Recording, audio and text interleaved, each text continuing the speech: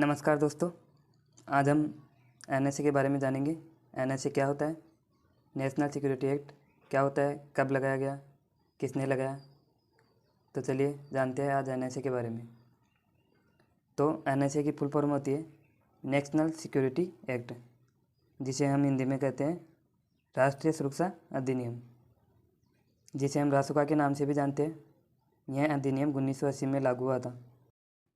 NSA को अनुमति 27 दिसंबर 1980 को मिल गई थी और इसकी शुरुआत भी 27 दिसंबर 1980 को ही हुई थी।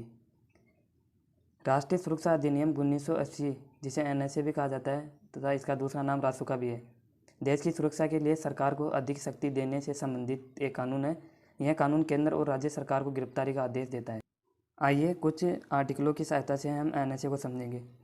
एनएसए का उल्लेख आर्टिकल 22 में दिया हुआ है।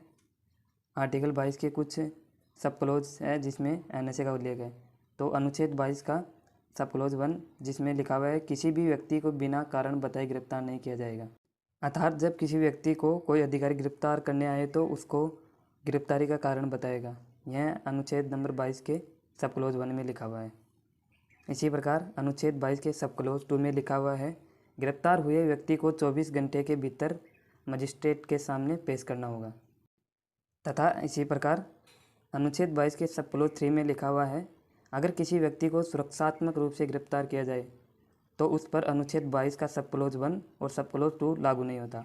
अर्थात अगर किसी व्यक्ति के संबंध में लगे कि यह गुनाह कर सकता है या अभी तक किया नहीं लेकिन संभावना है, तो उसे बिना कारण बताए गिरफ्तार किया जा सकता है तथा मजिस्ट्रेट के सामने पेश करने की भी ज़रूरत नहीं है।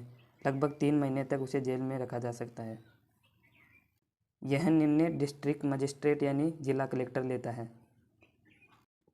इसी अनुच्छेद 22 के सब क्लोज 3 को इंदिरा गांधी जी ने 1980 में कानून बना दिया था, जिसे एनएसए 1980 कहा जाता है।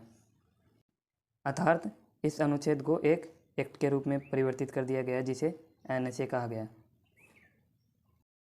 जब कोई कलेक्टर एनएसए लगाता है तो धारक का कोई भी कानून कलेक्टर को एनएसए लगाने के लिए सवाल नहीं कर सकता है। अर्थात गिरफ्तार हुआ व्यक्ति आर्टिकल 22 के सब क्लोज 1 और सब क्लोज 2 का उपयोग नहीं कर सकता और गिरफ्तार करने आए व्यक्ति से सवाल नहीं पूछ सकता और 24 घंटे के अंदर उसे मजिस्ट्रेट के सामने पेश करने की भी ज़रूरत नहीं होती है तथा वह अपनी अपील के लिए कोई वकील भी नहीं कर सकता है।